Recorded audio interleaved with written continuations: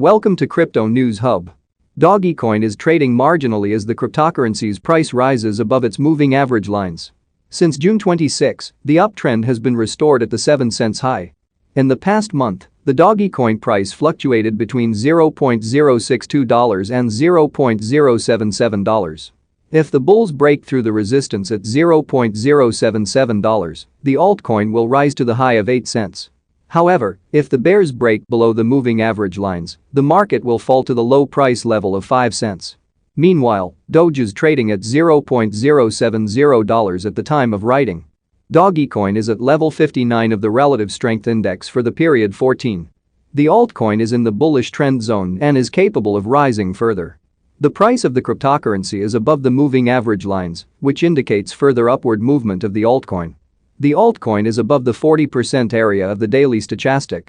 This indicates that the market is in a bullish momentum. Doge United States dollars is in a sideways movement, but the uptrend was stopped by the resistance at $0.077. The market will resume its upward movement when the upper resistance is broken. However, the movement will continue if the small body candles called Doji continue to dominate the price action.